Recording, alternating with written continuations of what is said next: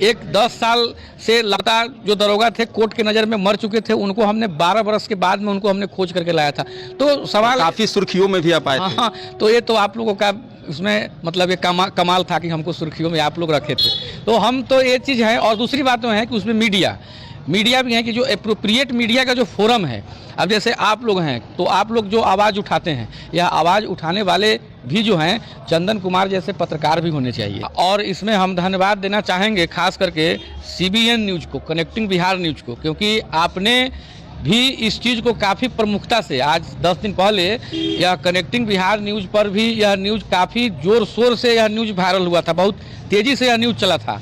तो अगर आपका न्यूज़ चैनल नहीं रहता या नेशनल ह्यूमन राइट कमीशन का अगर दबाव नहीं रहता तो वह मामला आगे नहीं बढ़ पाता, जहां रहता वहीं पे रह जाता। यहाँ पे जो हमारे साथ मौजूद हैं SK झा, वही बताएंगे। बहुत बहुत स्वागत है आपका मेरे चैनल पे। बहुत बहुत धन्यवाद। एक्चुअली हुआ था क्या कि जनवरी के फर्स्ट सप्ताह में आलोक रंजन झा के अपने खास चचेरे भाई हैं रवि झा, वो अपने गाँव से गए हुए थे मद्रास के किसी प्राइवेट कंपनी में ट्रेनिंग वगैरह करने के लिए। तो ट्रेनिंग करने के बाद में ये इंजीनियरिंग की पढ़ाई पूरी कर चुके हैं। ट्रेनिंग वगैरह करने के बाद में इनको सेल्समैन की नौकरी दिया गया, लेकिन इन्होंने सेल्समैन की कंपनी को इन्होंने ठुकरा दिया, कहा कि हम सेल्समैन का कार्य नहीं करेंगे। उसके बाद में एक घर वापस आने के लिए वो चेन्नई के पेरियामेड थाना अंतर्गत एक सीजन्स रेसिडेंसी है जी, उसी में वे किराए लेकर के 1-2 दिन शायद ठहरे थे। 5 तारीख से वहाँ से लापता है, 5 मार्च 2024 से। तो परिजन को जब जानकारी मिली तो परिजन जब होटल वाले के पास में जब गए हैं मिलने के लिए, तो होटल वाले ने दूसरे किसी आदमी का सामान, रवि के भाई जो खोजने गया था अपने भाई को, उसको दूसरे किसी आदमी का सामान दे दिया कि नहीं यही रवि का सामान है, और रवि के बारे में कुछ जानकारी नहीं दिया। उसको 3 दिन 4 दिन टहलाया, पैसा वगैरह भी कुछ लिया और पैसे का डिमांड किया। ये लोग पुलिस के पास भी गए, लेकिन स्थानीय पुलिस के द्वारा कोई इसमें सुनवाई नहीं की गई। तब मामला हमारे पास में आया, हम लोगों ने NHRC को इसमें हम लोगों ने इस पूरे मामले से अवगत करवाया। NHRC का इमीडिएट दबाव तमिलनाडु के गवर्नमेंट पर पड़ने लगा और तमिलनाडु की पुलिस पर पड़ने लगा, क्योंकि राष्ट्रीय मानवाधिकार आयोग काफ़ी इसमें सजग हो गई मामले को लेकर के। पुलिस ने मैन मिसिंग का एक FIR पेरियामेड थाना में 55/24 वह रजिस्टर कर करके अनुसंधान चालू कर दिया। और अभी राष्ट्रपति सचिवालय से तमिलनाडु सरकार को भी यह आदेश दिया गया है। वहाँ पर एक पदाधिकारी हैं, विशेष कार्य पदाधिकारी, उन्हीं के नाम से ही लेटर निकला है कि उनको इस मामले की पूरी तहकीकात करते हुए राष्ट्रपति सचिवालय को पूरे मामले से अवगत कराना है, और राष्ट्रपति सचिवालय भी इसको काफ़ी गंभीरता से लिया है।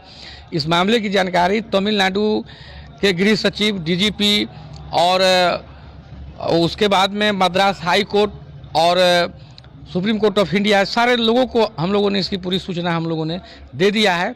और वहाँ पर अभी चेन्नई की पुलिस के द्वारा अभी नया इसमें अपडेट ये हुआ है कि चेन्नई के पुलिस के द्वारा चेन्नई के विभिन्न सार्वजनिक स्थानों पर लगभग 200 से अधिक जगहों पर सार्वजनिक स्थान पर बड़ा बड़ा पोस्टर, बैनर सब जो है सो वह लगा रहा है चेन्नई पुलिस। और रवि कुमार लापता का बहुत बड़ा बैनर, पोस्टर लगभग 200 से अधिक जगहों पर जो है चेन्नई के पुलिस के द्वारा लगाया गया है।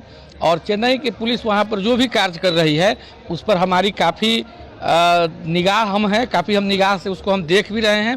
और चेन्नई की पुलिस हमको भी जो है सो मामले से अवगत करा रही है। जो तमिलनाडु के जो केस के इंक्वायरी करने वाले हैं या इंस्पेक्टर हैं, जो भी अथॉरिटी हैं, वो भी हमको मामले से प्रतिदिन हमको रूबरू करा रहे हैं। हमको भी जहाँ पर कुछ डाउट लगता है तो हम लोग भी पूछ लेते हैं, लेकिन हमको अब ऐसा लगता है कि तमिलनाडु के पुलिस बहुत जल्द ही जल्द इसमें जो है सो कुछ न कुछ निराकरण निकालेगी। अच्छा, रवि का जो मिसिंग हुआ कितने महीने बीत चुके हैं? रवि का मिसिंग का आज 5-4 हो गया, पिछले 5-3 से ही वो मिसिंग है। आज ठीक 1 महीना हो गया है। अच्छा, एक चीज़ बताइए, 1 महीना बीतने को आया और इधर आपके कथनानुसार हफ्ते दिन से जो दबाव बना, तब जाकर के बैनर पोस्टर सभी तमिलनाडु के जगहों पे दिया गया कि ये लड़का मिसिंग है। अगर एक आम व्यक्ति हो तो इस तरह से जो पुलिस धूल मूल जो रवैया अपनाई, तो कैसे किसी को इंसाफ मिल यह मामला अगर नेशनल ह्यूमन राइट कमीशन के पास नहीं पहुंचा हुआ रहता तो यह मामला आज भी पेंडिंग में रहता। अब बहुत तो सारे मामले हैं हम लोग के पास में आता है तो हम लोग उस मामले को लेकर के नेशनल ह्यूमन राइट्स कमीशन को हम लोग को देते हैं, या स्टेट जो कमीशन वहाँ पर है उस स्टेट कमीशन को भी हम लोग देते हैं और उस हिसाब से उसमें काम होती है। तो यह मैटर भी अगर हमारे पास नहीं आ पाता तो या जब कमीशन को जानकारी नहीं होगी तो फिर वह उसमें काम क्या होगा। लेकिन इधर एक सप्ताह से प्रेसिडेंट सेक्रेटेरिएट भी सजग हो गया है, तमिलनाडु की गवर्नमेंट भी सजग हो गई है और यहाँ तक ही नहीं प्रधानमंत्री कार्यालय से भी बहुत इसमें बड़े बड़े IAS अधिकारी भी इस पूरे मामले में लग चुके हैं। और तमिलनाडु है, केरल है, आंध्र प्रदेश है, सारे जगह पर ह्यूमन राइट्स एक्टिविस्ट अपने अपने जो है सो हिसाब से सब लोग जो है सो खोजबीन में लगे भी हुए हैं। और हम लोग को उम्मीद है कि हम रवि कुमार झा को आने वाले दिनों में बहुत ही जल्द से जल्द हम लोग जो है सो सकुशल और सुरक्षित बरामद कर पाने में हम लोग सफलता जरूर हासिल करेंगे। एक कड़वा सवाल, ये देखिए केवल एक रवि की बात नहीं है, बिहार से ऐसे कई लड़के बाहर में गए जिनका आज भी जो है कोई ट्रेस नहीं है, ट्रेस आउट है। तो ये कब तक जो है प्रशासन कहती है कि सदैव जनता की सेवा में, उनका एक स्लोगन है कि हम जनता की सेवा के लिए हमेशा तत्पर है, लेकिन जब दबाव ऊपर से बड़ी अधिकारियों का जब किया जाता है तो ये एक्टिवेट हो जाते हैं। तो आखिर दबाव में पुलिस कब तक काम करेगी, कि कब तक निष्पक्ष होकर के समर्पित भावना से वो काम करेगी ताकि किसी को जस्टिस मिलने में देरी नहीं हो? देखिए बहुत ही सही सवाल आपके द्वारा किया गया है, इसलिए कि अभी खास करके हम लोग जहाँ पे रह रहे हैं यहाँ पर मामले काफ़ी ज़्यादातर इस प्रकार के मामले आते हैं। और पुलिस की जो लैचेज की बात है तो यह प्रायः सभी जगह पर ऐसा देखा जाता है कि पुलिस की जो उदासीनता और शिथिलता है, लेकिन उसके लिए है कि वहाँ पर हम लोगों को भी थोड़ा सा जागरूक होना पड़ेगा। जब तक हम लोग जागरूक नहीं होंगे तब तक नहीं हो। जैसे अगर रवि के ही मामला में अगर पेरेंट्स हमारे पास नहीं आए हुए थे और हम उचित फोरम में नहीं जाते तो आज मामला इतना जगह पर हाईलाइट नहीं हुआ रहता। तो सवाल यह होता है कि हम लोगों को उचित फोरम में सही व्यक्ति को पकड़ करके जाना है। अगर सही व्यक्ति को पकड़ करके आप उचित फोरम तक अगर नहीं जा पाते हैं तो फिर हम लोग इधर उधर घूमते रह जाएंगे और रिजल्ट कुछ नहीं मिल पाएगा। जो अभी हो रहा है, हम लोगों ने मुजफ्फरपुर ही नहीं लगभग बिहार और देश लेवल पर बहुत सारे ऐसे मुकदमों को हम लोगों ने देखा है।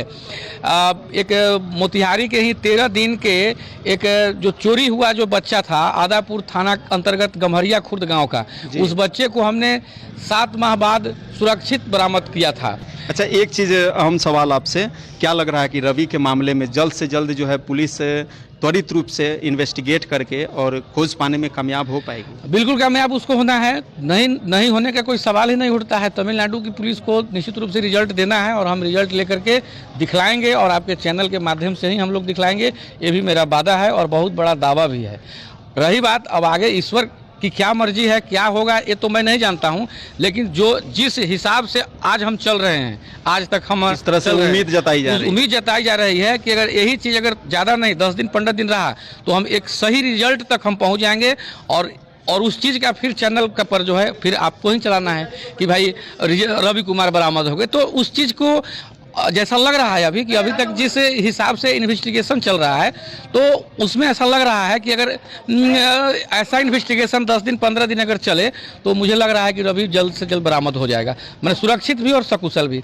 तब है कि दुख की बात ये भी है जो तमिलनाडु पुलिस की शिथिलता का भी बात ये है कि यही चीज़ उन्होंने 5 मार्च से क्यों नहीं स्टार्ट किया। अगर स्टार्टिंग में कर दिया जाता तो ये स्थिति नहीं। अगर 5 मार्च 2024 से ही अगर उसकी जो खोजबीन चालू अगर हो जाती तो फिर आज ये स्थिति नहीं होती। अब इसके लिए एक FIR को लॉजिंग करने के लिए हमको दिल्ली जाना पड़ा, हमको प्रेसिडेंट हाउस जाना पड़ा, PMO में जाना पड़ा, सुप्रीम कोर्ट को लिखना पड़ा। तो सारे जगह पर पूरा काम हम लोगों ने इतना फास्ट काम किया है 1 सप्ताह 10 दिन में, तब जाकर के इतना काम आया है, इतना रिजल्ट आया है। नहीं तो अगर यही काम अगर तमिलनाडु की पुलिस पहले की हुई रहती तो ये नौबत ही नहीं आ पाती। चलिए, हम ईश्वर से कामना करते हैं कि खोया हुआ रवि वापस अपने घर में सकुशल आ जाए।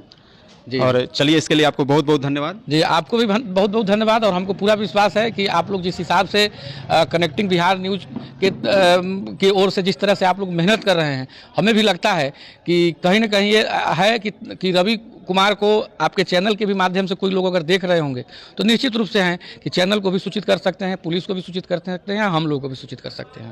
तो अभी आप सुन रहे थे मुजफ्फरपुर कोर्ट के जो मानवाधिकार अधिवक्ता है सुबोध कुमार झा को। आपने इनसे वीडियो में क्या क्या कुछ देखा, अपनी प्रतिक्रिया कमेंट सेक्शन में जरूर दें और वीडियो को ज़्यादा से ज़्यादा शेयर करें और बने रहे हमारे साथ और देखते रहे कनेक्टिंग बिहार न्यूज़। बहुत बहुत धन्यवाद, नमस्कार, जय हिंद, जय भारत, जय बिहार।